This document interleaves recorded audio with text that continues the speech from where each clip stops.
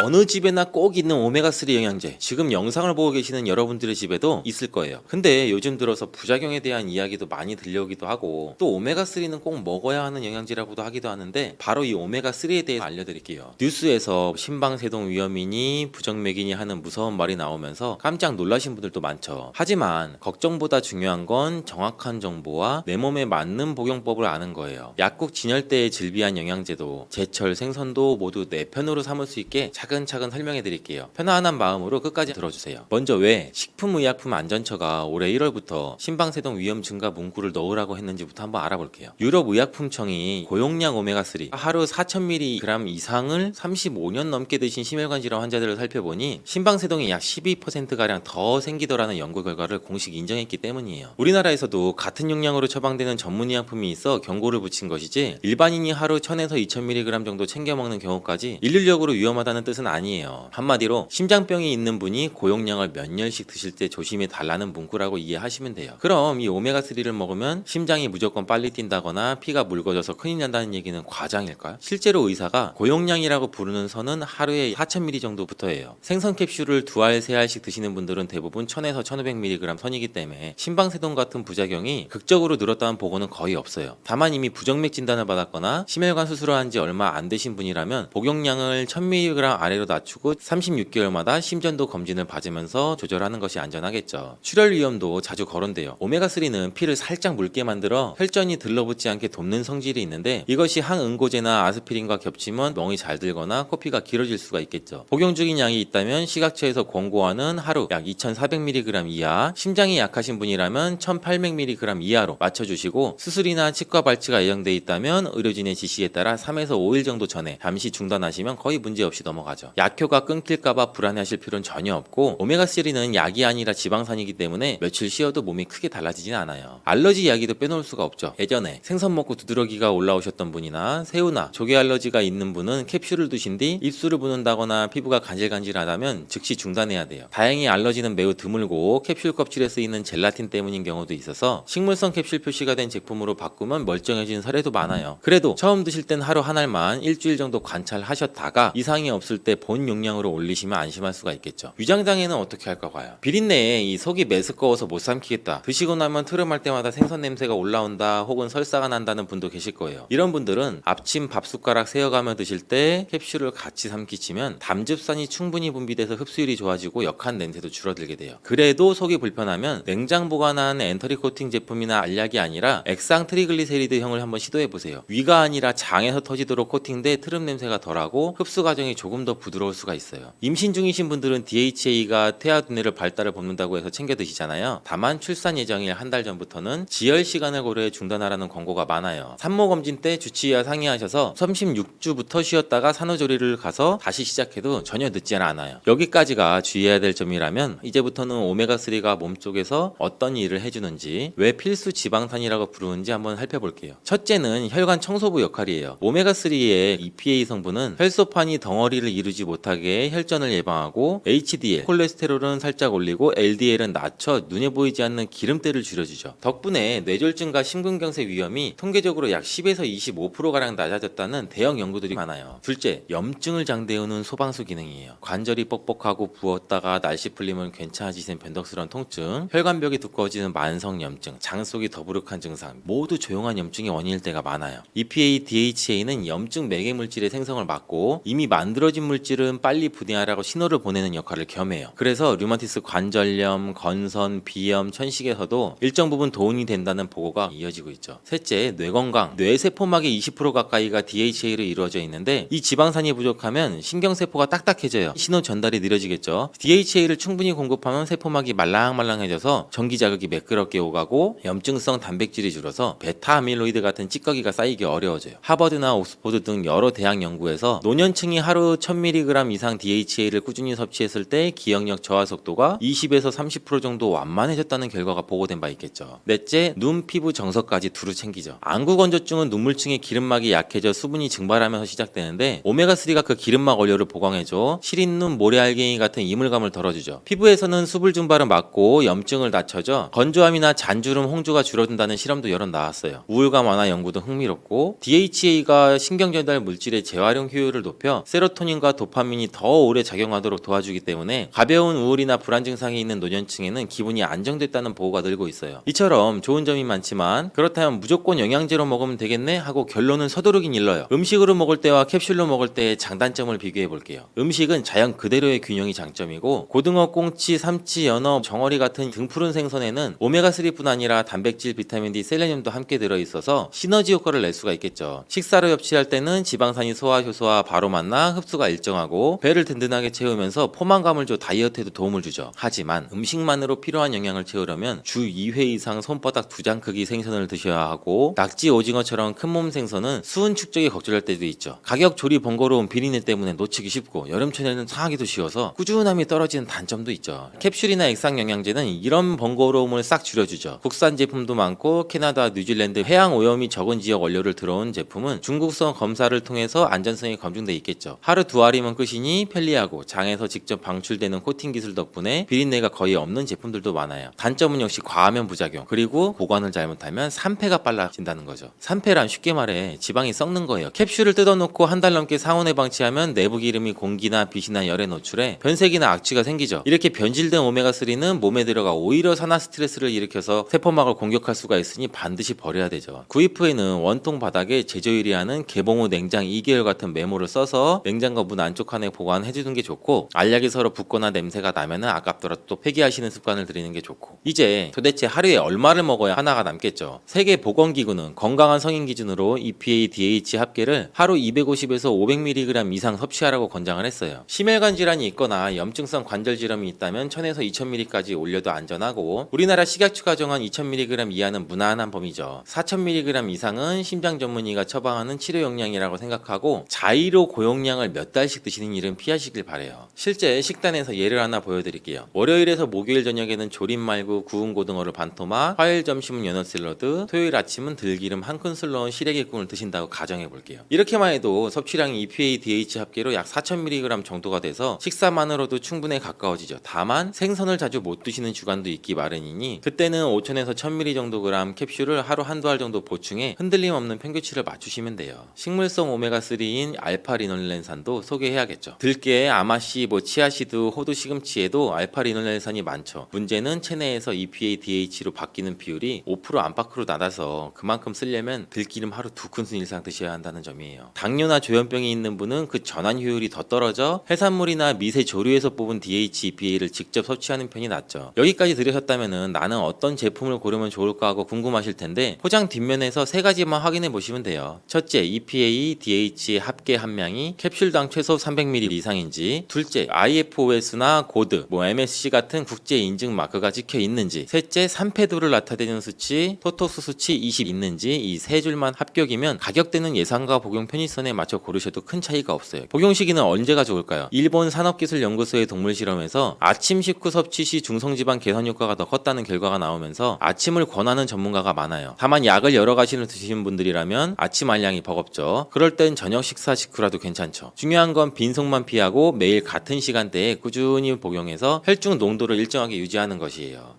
오이와 함께 먹으면 안 되는 음식은 바나나입니다. 수분이 많은 대신 칼로리가 낮은 오이, 그리고 풍부한 식이섬유로 포만감을 높이는 데 도움이 되는 바나나는 다이어트 식품으로 요즘 인기가 많죠. 많은 분들이 오이와 바나나를 함께 드시기도 하는데, 당근과 마찬가지로 바나나는 오이와 함께 드시면 문제가 생길 수가 있습니다. 오이에는 심장과 혈관 건강에 좋은 영양소가 풍부하게 함유되어 있습니다. 소금, 나트륨을 많이 드시면 우리가 고혈압이 발생할 위험이 높아지고 혈관 건강에 나쁘다는 사실을 알고 계시죠. 그렇기 때문에 나트륨의 섭취량을 줄이는 것이 매우 중요한데요. 그리고 이미 섭취한 나트륨을 몸 밖으로 배출시켜주는 것도 매우 중요합니다. 역할을 해주는 것이 바로 칼륨인데요. 오이에는 다양한 영양소뿐 아니라 칼륨도 많이 들어있습니다. 오이의 풍부한 칼륨이 혈관을 확장시켜주고 나트륨뿐만 아니라 노폐물까지 원활하게 잘 배출시켜주는 역할을 해줍니다. 이런 효능으로 오이만 잘 드셔도 고혈압, 고지혈증뿐만 아니라 동맥경화와 뇌졸중과 같은 심혈관 질환을 예방하는 데 많은 도움을 받을 수가 있습니다. 그런데 문제는 바로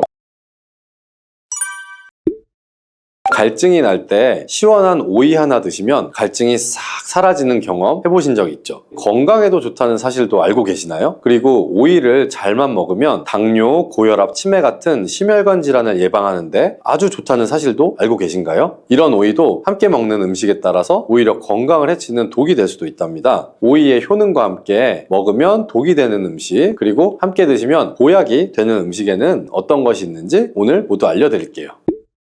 밥상에 반찬으로 많이 올라오는 오이지만 함께 드시면 오히려 해가 되거나 영양 성분을 제대로 흡수하지 못하게 하는 음식들이 있습니다. 첫 번째는 바로 당근입니다. 당근과 오이를 함께 먹으면 안 된다고 하니 놀라셨나요? 오이와 당근은 김밥에 항상 같이 넣기도 하고 다른 반찬에 같이 조리할 때도 많이 사용하는데요. 하지만 오이와 당근은 함께 먹게 되면 좋은 영양소를 흡수하지 못하게 됩니다. 오이의 95% 정도는 수분이고 나머지 5%에 다양한 비타민과 식이섬유, 무기질 등이 함유되어 있는데요. 오이 한 개에 함유되어 있는 비타민C의 양은 하루 권장 섭취량의 15% 정도로 많은 양이 들어있는데요. 비타민C는 대표적인 항산화 물질로 활성산소를 제거해서 노화를 막아주고 피로회복과 면역력을 높여주는데 탁월한 효능을 발휘하는 성분이죠. 이뿐만 아니라 콜라겐의 생성을 돕고 피부를 맑게 만드는 데도 도움을 주는 성분이고요. 혹시 짐작이 가실까요? 그것은 바로 오이 껍질에 있는 엽록소입니다. 그런데 이렇게 좋은 오이 속의 비타민C를 당근과 함께 드시게 되면 하나도 드실 수가 없습니다. 당근에 들어있는 아스코르비나제라는 효소가 비타민C를 분해해서 파괴하기 때문인데요. 다만 한 가지 방법이 있긴 있습니다. 따로 먹는 것이 사실 최선이지만 오이와 당근을 꼭 함께 먹어야만 한다면 이 방법을 이용하시면 좋습니다. 당근을 약한 열에 살짝 볶아주시거나 레몬즙을 조금 뿌려서 드시면 되는데요. 당근의 아스코르비나제라는 효소는 열과 산성의 약한 성질을 이용하는 것입니다. 한 가지 기억하실 것은 오이의 비타민은 껍질 부분에 가장 많이 들어있기 때문에 꼭 껍질까지 함께 드시는 것이 좋습니다. 두 번째로 오이와 함께 먹으면 안 되는 음식은 바나나입니다. 수분이 많은 대신 칼로리가 낮은 오이, 그리고 풍부한 식이섬유로 포만감을 높이는 데 도움이 되는 바나나는 다이어트 식품으로 요즘 인기가 많죠. 많은 분들이 오이와 바나나를 함께 드시기도 하는데 당근과 마찬가지로 바나나는 오이와 함께 드시면 문제가 생길 수가 있습니다. 오이에는 심장과 혈관 건강에 좋은 영양소가 풍부하게 함유되어 있습니다. 소금, 나트륨을 많이 드시면 우리가 고혈압이 발생할 위험이 높아지고 혈관 건강에 나쁘다는 사실을 알고 계시죠. 그렇기 때문에 나트륨의 섭취량을 줄이는 것이 매우 중요한데요. 그리고 이미 섭취한 나트륨을 몸 밖으로 배출시켜주는 것도 매우 중요합니다. 역할을 해주는 것이 바로 칼륨인데요. 오이에는 다양한 영양소뿐 아니라 칼륨도 많이 들어있습니다. 오이의 풍부한 칼륨이 혈관을 확장시켜주고 나트륨뿐만 아니라 노폐물까지 원활하게 잘 배출시켜주는 역할을 해줍니다. 이런 효능으로 오이만 잘 드셔도 고혈압, 고지혈증뿐만 아니라 동맥경화와 뇌졸중과 같은 심혈관 질환을 예방하는데 많은 도움을 받을 수가 있습니다. 그런데 문제는 바로 바나나에도 칼륨의 함량이 상당히 높다는 것이죠. 칼륨이 혈관 건강에 도움이 되는 것은 맞지만 과하게 섭취하게 되면 오히려 문제가 생기게 됩니다. 혈관 내 칼륨의 농도가 높아지게 되면 근육과 신경이 과하게 이완되는 증상이 나타나서 근육이 마비가 될 수도 있고 손발이 저릴 수도 있으며 심하면 부정맥과 저혈압이 나타날 수도 있습니다. 그래서 앞으로는 오이와 바나나를 함께 드시기보다는 두세 시간의 간격을 두고 드시거나 다른 식사 시간에 드시기를 바랍니다. 세 번째로 오이가 건강을 해치는 경우는 오이를 장아찌로 드실 때입니다. 장아찌를 만들어 보신 분이라면 아시겠지만 소금이 정말 많이 들어가게 되는데요. 소금을 아예 안 먹는 것도 문제가 될 수는 있지만 우리나라 음식에는 소금이 여기저기 많이 들어간다는 것이 문제죠. 우리나라 사람들의 사망 원인 1위가 바로 위암입니다. 그리고 소금이 바로 위암을 일으키는 가장 큰 원인 중에 하나이고요. 소금이 우리 몸에 들어오면 삼투압 현상이 일어나서 혈관에 수분이 많이 들어오게 되고 혈관이 팽창하게 되며 혈압이 높아지고 심해지면 심장에도 문제가 발생하게 됩니다. 식사를 하실 때 이런 문제를 기억을 하셔서 웬만하면 소금이 많이 들어가는 조리법은 바꿔주시고 오이를 드실 때도 소금에 절이지 않고 생으로 드시는 것이 좋습니다. 반면에 오이와 함께 드시면 보약이 되는 음식들도 있습니다.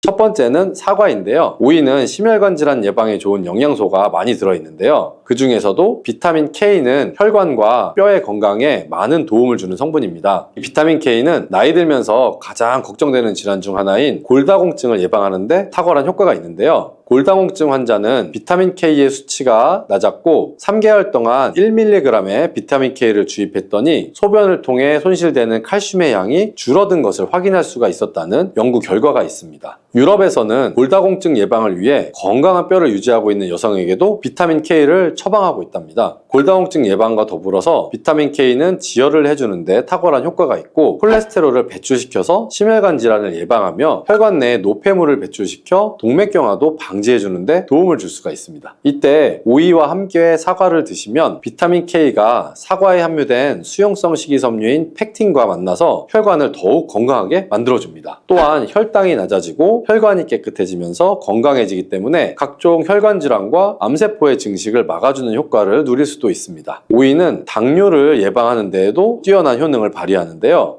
영양학회지에 발표된 연구 내용을 살펴보면 제2형 당뇨 환자를 대상으로 한 실험에서 4주 동안 하루에 오이 300g 정도를 섭취하도록 했을 때 공복혈당과 당화혈색소 수치가 낮아진 결과를 확인할 수 있었습니다. 오이와 함께 드실 때 당뇨에 좋은 음식이 하나가 더 있는데요. 바로 땅콩버터입니다. 땅콩버터를 말씀드리면 보통 빵에 발라먹는 달달한 잼 같은 것을 생각하시는 분들이 많은데요. 땅콩에는 불포화 지방산과 식이섬유 그리고 단백질이 풍부해서 혈당을 안정시키고 포만감을 주는데 도움을 줍니다. 특히 땅콩버터의 불포화 지방산은 인슐린 저항성을 개선해주는 효과가 있는 것으로 알려져 있습니다. 이런 땅콩버터와 식이섬유가 풍부한 오이를 함께 드시면 혈당 상승을 더욱 억제해주고 장 속의 노폐물도 배출시켜주는데 도움을 주어서 좋은 장내 환경을 만들어주게 됩니다. 주의하실 점은 시중에 판매되는 땅콩버터에는 설탕이나 다른 첨가물이 들어간 경우가 많기 때문에 땅콩 100%로 만든 땅콩버터를 드시는 것이 좋습니다. 오이와 함께 드시면 보약이 되는 다른 음식으로는 배가 있습니다. 햇빛에 피부가 그을리면 오이를 얇게 썰어서 오이팩을 하잖아요. 오이가 열을 내려주는 효과가 있기 때문인데요. 실제로 오이는 부종을 가라앉히거나 화상을 치료할 때 사용되기도 합니다. 그런데 이런 좋은 점도 있지만 과하게 많이 먹을 경우에는 부작용이 나타날 수가 있는데요. 차가운 기운이 소화기관에 영향을 주게 되면 소화를 방해해서 소화불량이 생길 수가 있고요. 이때 배랑 함께 드시면 도움이 될 수가 있습니다. 배에는 디아스타제라는 소화 효소가 많이 들어있어서 소화를 원활하게 하는데 도움을 주기 때문이에요. 또한 위장 건강에 도움이 되는 성분인 팩틴을 함유하고 있어서 위장 점막을 보호해주고 위장의 기능을 개선하는 데도 도움을 줍니다. 다음으로 오이와 함께 먹으면 보약이 되는 음식은 식초입니다. 요즘 오이에 있는 피세틴이라는 성분 때문에 치매 예방 효과가 있는 것이 알려졌는데요.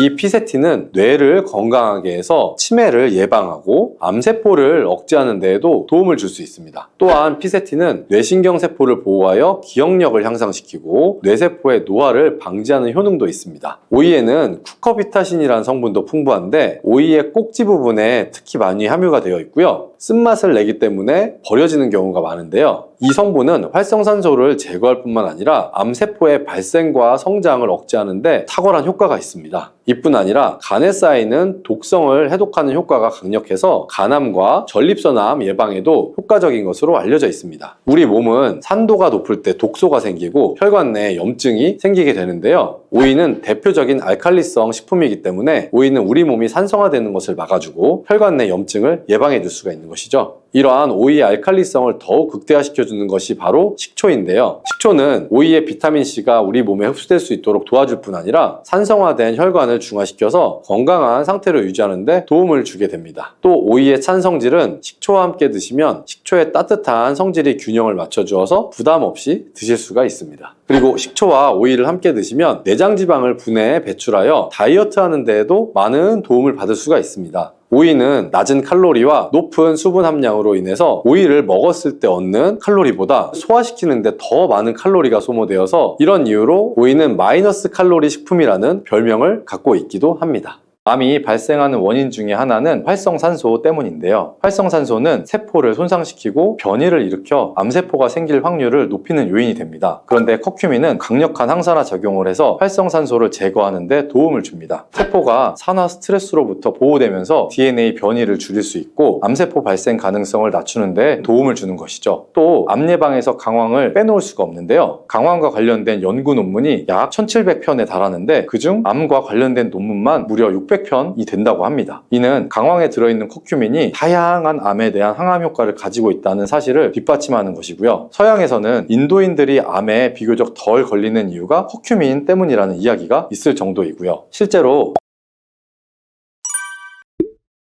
여러분들은 노란색 하면 무엇이 떠오르시나요? 노란 개나리? 아니면 귀여운 병아리일까요? 혹시 건강에 좋은 노란색 하면 무엇이 떠오르시나요? 맛있는 카레의 원료인 강황이 혹시 떠오르진 않을까요? 강황이 몸에 좋다고 이야기 들어보신 분들 많을 텐데요. 강황은 노란빛을 띠는 향신료로 오랜 세월 동안 전통의학에서 활용되어 온 식물인데요. 10대 슈퍼푸드에도 꼽히는 강황이 몸에 어떻게 좋은지 알고 계신 분들 있으실까요? 강황에 대한 모든 것들, 우리가 강황을 어떻게 사용하면 더욱더 좋은지 모두 알려드릴게요. 강황을 실물로 보신 적이 있을까요? 사실 강황 그 자체로는 우리 식탁에 생소한 식품인데요. 강황은 생강과에 속하는 식물로 주로 뿌리 부분을 사용합니다. 우리가 흔히 보는 노란 가루 형태의 강황은 뿌리를 건조시킨 다음에 갈아서 만든 것인데요. 강황 속에는 커큐민이라는 성분이 풍부하게 들어있는데 이 성분이 강황 효능의 핵심 성분입니다. 그러면 강황의 효능에는 어떤 것들이 있는지 하나하나 알아볼게요.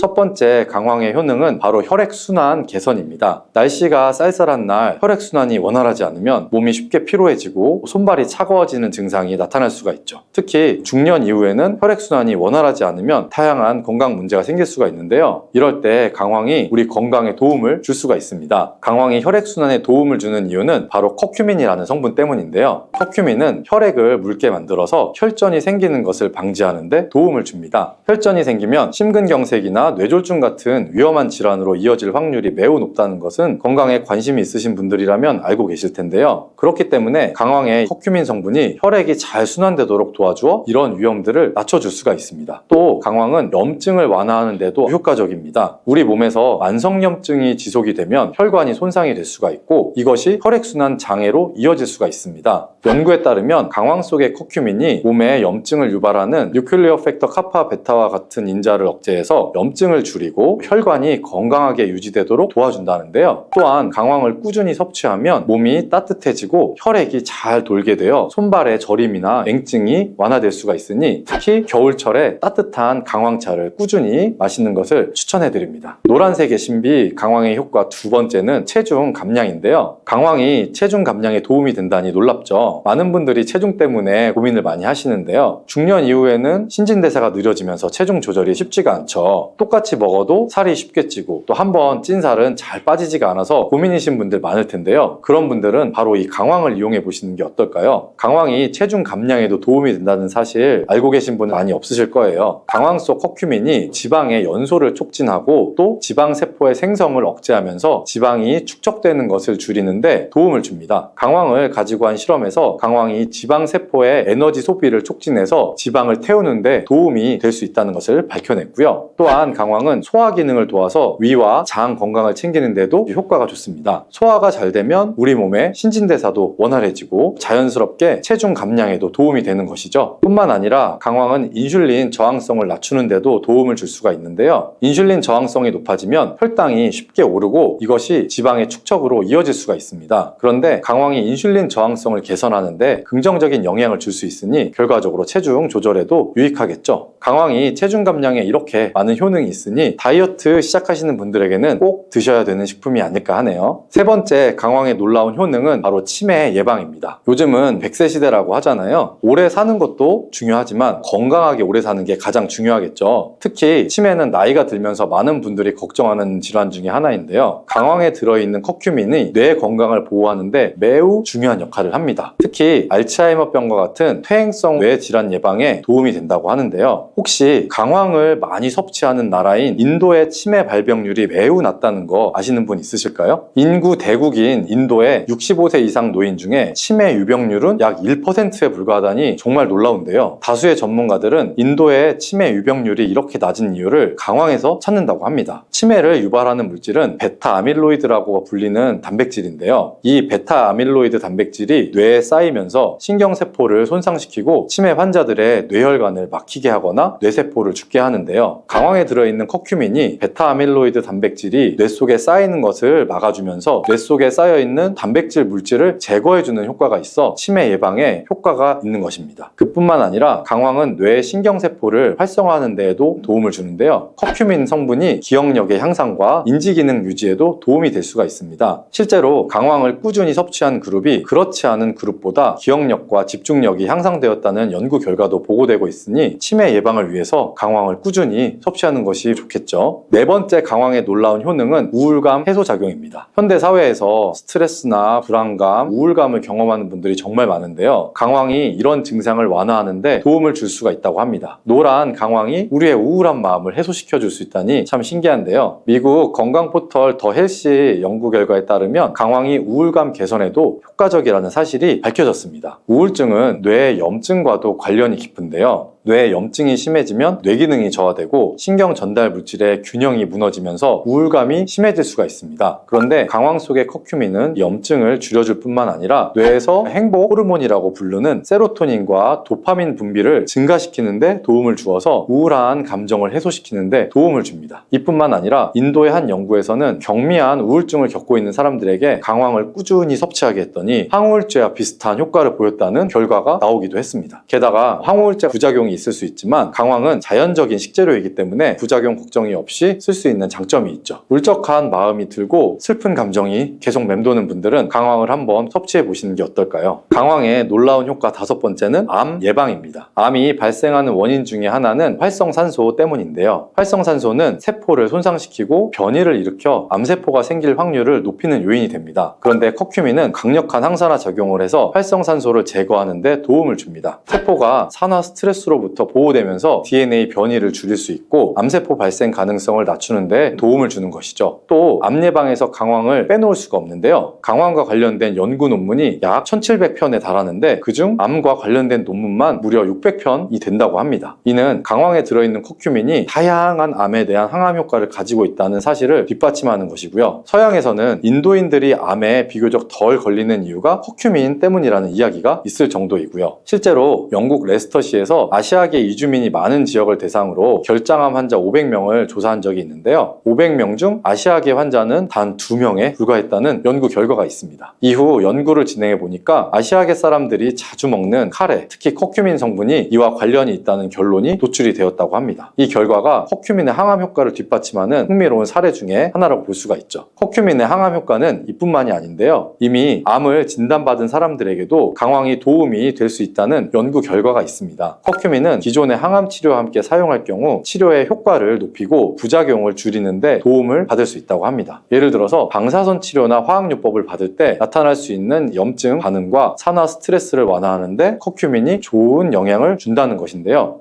그렇다고 너무 강황에만 의존하는 건 바람직하진 않고요. 물론 항암 치료를 받는 분들은 반드시 담당 의사와 상의 후 섭취하는 것이 좋겠죠. 혈액순환, 체중 감량, 우울감 해소, 치매 예방, 암 예방 등 건강에 뛰어난 효능이 있는 강황. 그런데 강황과 궁합이 잘 맞는 식품과 함께 섭취하면 그 효능을 더욱 높일 수 있다는 거 아실까요? 강황과 찰떡궁합인 식품들과 이를 활용한 추천 요리법까지 자세히 소개해 드릴게요. 첫 번째로 소개해드릴 궁합 좋은 식품은 바로 후추입니다. 강황 속의 주요 활성 성분인 커큐민은 건강에 뛰어난 효능이 있지만 아쉽게도 우리 몸에서 쉽게 흡수되지 않는 특징이 있습니다. 하지만 후추 속에 포함된 피페린이라는 성분이 강황의 흡수율을 무려 2000%까지 증가시킨다고 알려져 있다니 강황을 섭취하실 때는 후추가 들어가면 강황의 건강 효과를 더욱 극대화할 수 있다는 점 꼭 기억해 두시면 좋겠습니다. 그렇다면 강황과 후추를 함께 섭취하는 방법에는 어떤 것이 있을까요? 강황과 후추는 맛으로 궁합이 참 좋은데요. 카레 드실 때 매콤하게 후추를 뿌려 드시는 분들도 많죠. 그 방법도 참 좋은 방법이지만 다른 요리법도 하나 알려드릴게요. 그건 바로 강황 후추 밥인데요. 밥을 지을 때 강황가루와 약간의 후추를 넣어주면 노란빛이 감도는 건강한 밥이 완성이 됩니다. 여기에 올리브유나 들기름을 한두 방울 넣어주면 풍미까지 더할 수 있고요. 두 번째로 강황과 잘 어울리는 식품은 우유입니다. 우유 속의 지방 성분은 커큐민의 체내 흡수를 도와주는 역할을 해주는데요. 그래서 인도에서는 골든 밀크라고 해서 강황과 우유를 섞어서 마시는 문화가 오랜 전통으로 내려오고 있죠. 골든 밀크를 만드는 방법은 아주 간단합니다. 따뜻한 우유 한 컵에 강황가루 하나 작은 수를 넣고 여기에 후추를 한 꼬집 더해주면 더욱 효과적인 골든 밀크가 완성이 됩니다. 기호에 따라서 꿀이나 계피가루를 조금 추가하면 달콤하면서도 향긋한 맛을 즐길 수가 있습니다. 자기 전에 한 잔 마시면 숙면에도 도움을 줄 수 있다고 하니 평소에 불면증이 고민이신 분들은 한번 시도해 보시면 좋겠죠. 혹시 강황과 우유를 섞어 드시는데 조금 거부감이 있으신 분들은 되직한 칼에 밥을 섞기 전에 우유를 조금만 부어 드시는 것도 추천드립니다. 그렇게 되면 우유의 부드러운 풍미가 카레와 잘 어울려서 맛도 영양도 한층 업그레이드가 될 수 있습니다. 세 번째로 소개해드릴 강황과 궁합이 좋은 식품은 요거트입니다. 요거트 속의 유산균은 장 건강에 도움을 주는 것으로 잘 알려져 있죠. 그런데 여기에 강황을 더하게 되면 장 건강 효과가 더욱 상승하는데요. 강황에 강력한 항염 성분인 커큐민과 요거트의 유산균은 염증을 감소시키는 데 도움을 주고 함께 섭취하면 항염증 효과를 극대화할 수가 있습니다. 또한 강황의 커큐민은 그 자체로 흡수가 잘 되지 않기 때문에 요거트의 지방 성분을 커큐민 흡수를 도와주어서 강황과 요거트를 함께 섭취하는 것이 커큐민의 영양소를 더욱 효과적으로 흡수할 수 있게 만들어줍니다. 이 둘을 이용한 강황 요거트를 만드는 방법도 간단한데요. 플레인 요거트 한 컵에 강황가루 하나 작은 수를 넣고 잘 섞어주시면 됩니다. 여기에 꿀을 조금 넣어주면 단맛이 더해져서 더욱 맛있게 즐길 수가 있고요. 견과류나 바나나를 곁들이면 영양적으로도 아주 훌륭한 한 끼가 될 수 있겠죠. 또한 강황 요거트를 이용해서 샐러드 드레싱으로도 이용할 수가 있는데요. 이렇게 강황 요거트를 활용해서 드시면 건강에 더욱 좋겠죠. 몸에 이렇게 좋은 효능이 가득한 강황도 너무 과용하면 몸에 부담을 줄 수가 있는데요. 강황을 과다하게 섭취하면 소화장애를 유발할 수도 있고 소화불량, 복통, 설사, 구토 등의 증상이 나타날 수가 있기 때문에 한꺼번에 너무 많은 양을 드시는 건 피하셔야겠죠. 또한 인도의 민간요법처럼 몸에 좋다고 강황을 피부에 직접 바르게 되면 일부 사람들은 피부에 자극감이나 알레르기 반응이 나타날 수 있기 때문에 피부에는 바르지 않는 것을 추천해 드립니다. 팥하면 생각나는 음식이 있으신가요? 저는 사람들이 평소에 팥을 많이 안 먹는다고 생각했는데 의외로 팥이 들어간 음식이 많이 있더라고요. 팥에 함유된 강력한 항산화 성분인 안토시아닌이 혈관 내 활성산소를 제거해주기 때문에 혈관 세포 손상을 예방해줄 수가 있기 때문인데요. 또 이 안토시아닌은 혈관 내에 생기는 염증을 줄여서 염증성 질환에도 좋은 효과가 있고요. 그리고 나쁜 콜레스테롤 수치를 줄여주는 효과가 있어서 고지혈증 예방에도 도움이 되며 심장 질환의 위험도 줄이는데 큰 효과가 있습니다. 자, 이렇게 좋은 팥도 드실 때 주의사항이 있는데요. 과하게 많이 드시면 팥의 이뇨작용 때문에 몸에 무리를 줄 수가 있습니다. 그래서 이를 방지할 수 있는 방법을 하나 알려드릴게요. 팥! 이렇게 드시면 당뇨가 사라지고 뱃살이 쏙 빠집니다. 여러분, 겨울에 동지가 되면 우리가 무얼 먹나요? 바로 팥죽이죠. 또 겨울 간식으로 이 팥이 들어간 붕어빵, 호빵 같은 간식도 자주 먹는데요. 이 팥과 함께 먹으면 보약과 같은 효과를 만들 수 있는 식품들도 있고 또 잘못 먹으면 오히려 건강에 마이너스가 되는 음식도 있습니다. 그래서 오늘은 이 팥의 효능 8가지와 드실 때 주의할 점 그리고 함께 드시면 좋은 음식 4가지에 대해서 알려드리겠습니다. 팥하면 생각나는 음식이 있으신가요? 저는 사람들이 평소에 팥을 많이 안 먹는다고 생각했는데 의외로 팥이 들어간 음식이 많이 있더라고요. 대표적인 음식은 시루떡이 있고요. 그리고 겨울에 간식으로 많이 먹는 붕어빵, 또 우리가 제과점에서 사 먹는 빵들에도 팥이 생각보다 많이 들어있습니다. 또 여름에는 제일 좋아하는 팥빙수도 있고요. 겨울에는 동지가 되면 팥죽도 먹게 되죠. 자, 이런 팥 요리를 집에서 해 먹는 경우도 많은데 팥을 집에서 직접 삶을 때 혹시 소다를 넣고 삶는 분들 많지 않으시나요? 팥을 삶을 때 이 소다를 넣게 되면 팥의 색상이 더욱 선명해지고 팥을 더욱 부드럽게 해주어서 팥을 삶는 데 걸리는 시간을 줄여주기 때문인데요. 하지만 앞으로 절대 이 소다를 사용하지 마시기 바랍니다. 그 이유는 소다를 넣고 팥을 삶게 되면 팥의 영양소가 파괴가 돼서 우리가 팥의 좋은 성분을 모두 흡수할 수 없게 되기 때문이에요. 자, 그래서 어떻게 그런 팥 요리를 하는 게 좋은지 제가 말씀드릴게요. 자, 팥을 삶을 때는 먼저 흐르는 물에 깨끗이 세척해서 이물질을 모두 제거해 주시고요. 물에 담가서 한 4시간 정도를 충분히 불려주세요. 그렇게 해서 불린 팥을 물에 넣어서 삶아주시면 붉은색의 팥 삶은 물이 생기죠. 이 팥 삶은 물이 건강에 정말 좋다는 사실 알고 계실까요? 그 이유는 팥에 들어있는 사포닌이란 성분 때문인데요. 간혹 팥 삶은 첫 물에는 팥에 독소가 있어서 버려야 한다는 분들이 계시기도 하는데요. 이는 잘못된 정보입니다. 왜냐하면 팥 삶은 첫 물에 이 사포닌 성분이 가장 많이 들어있기 때문에 이거를 버리지 마시고 따로 담아두었다가 하루에 한두 잔씩 차로 드셔보시면 아주 좋아요.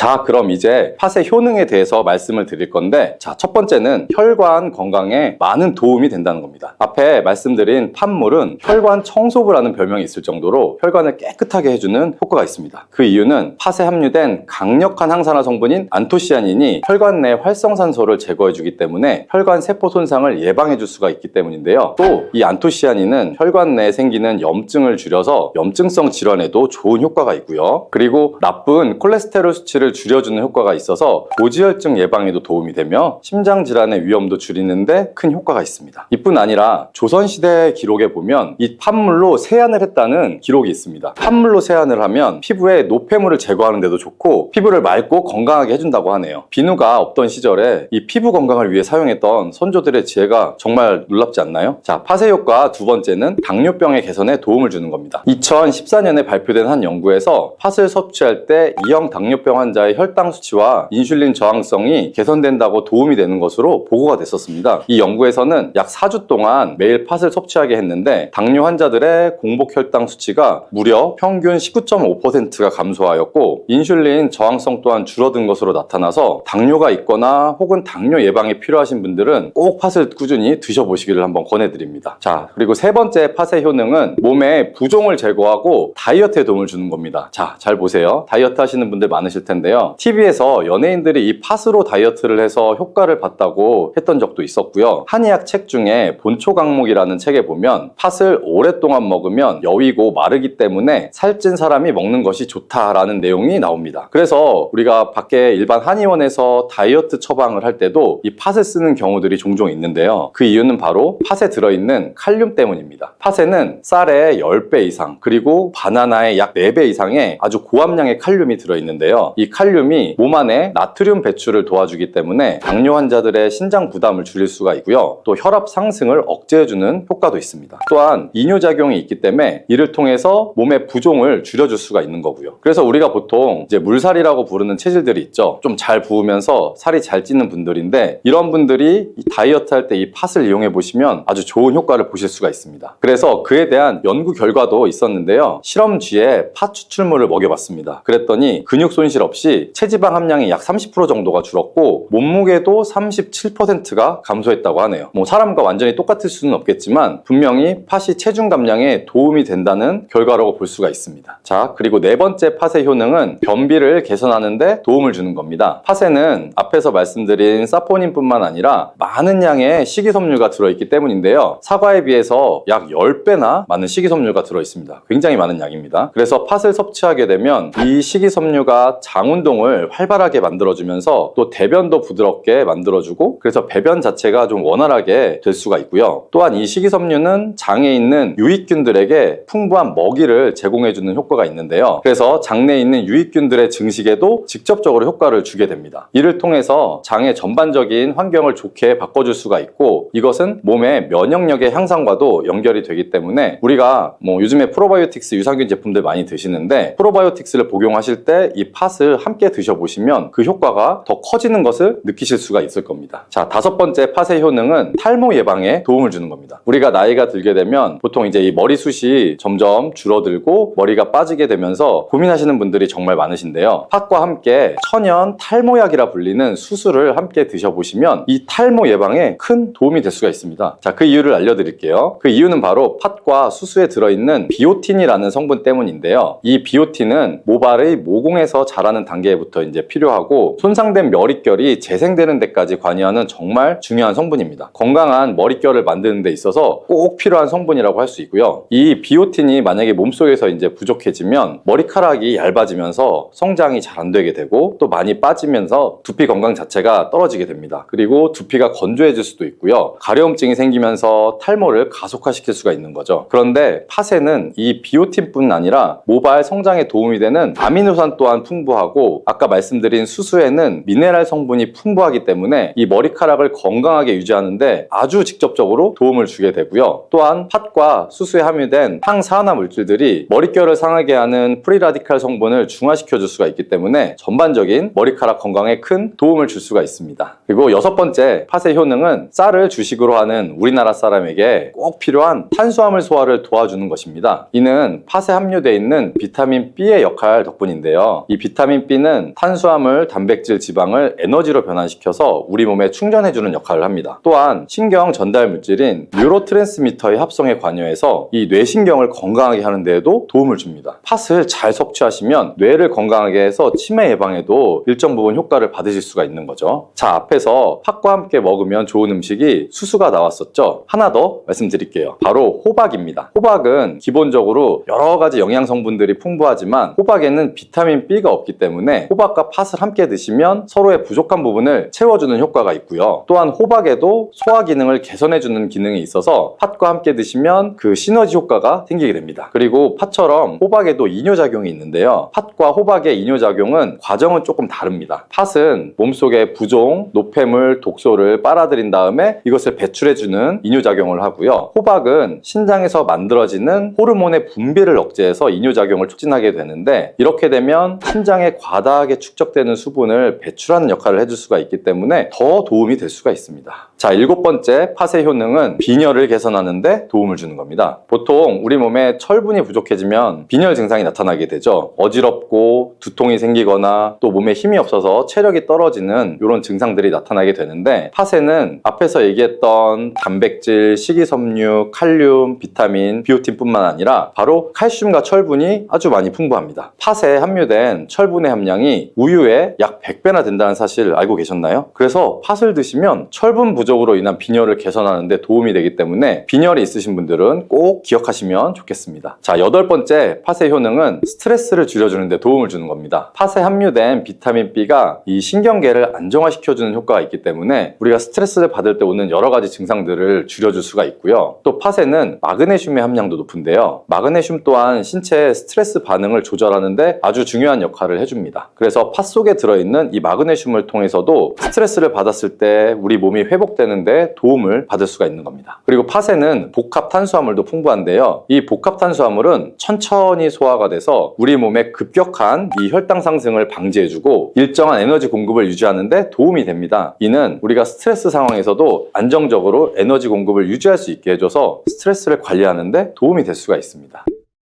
자, 이렇게 좋은 팥도 드실 때 주의사항이 있는데요. 과하게 많이 드시면 팥의 이뇨작용 때문에 몸에 무리를 줄 수가 있습니다. 그래서 이를 방지할 수 있는 방법을 하나 알려드릴게요. 바로 찹쌀과 함께 드시는 겁니다. 팥죽을 끓일 때 찹쌀을 넣어서 함께 죽을 만드는 경우도 있고 또 이 쫄깃한 찹쌀로 경단이나 새알을 만들어서 넣어 먹는 경우도 있죠. 이 선조들의 지혜가 참 정말 놀라운데요. 이렇게 찹쌀과 팥을 함께 드시면 팥 때문에 몸 안의 수분이 과하게 빠져나가는 것을 이 찹쌀 막아주는 효과가 있어 문제가 생기지 않게 도와주는 겁니다. 다만 팥은 좀 찬 성질이 있기 때문에 장이 좋지 않은 분들이 이 팥물을 많이 드시거나 하면 소화불량, 복부팽만, 복부의 통증을 일으킬 수가 있기 때문에 주의하시면서 조금씩 드셔보시는 게 좋고요. 이런 점이 혹시 불편하거나 하신 경우에는 바로 생강이랑 함께 드셔보시면 이 불편함을 줄여줄 수가 있습니다. 왜냐하면 생강은 따뜻한 기운이 있기 때문에 이 생강의 따뜻함이 팥의 차가운 기운을 중화시켜서 장에 무리를 덜 주게 되고 또 팥에는 항암 효과가 뛰어난 안토시아닌이 많이 들어있는데 이 생강의 매운맛을 내는 진저롤과 쇼가올 성분이 몸속의 발암물질을 제거해주는 효과가 있습니다. 그리고 생강을 드실 때 이것을 쪄서 말려서 드시면 이런 효과가 약 10배 정도 증가하게 된다고 하니까 꼭 기억하시면 좋겠습니다.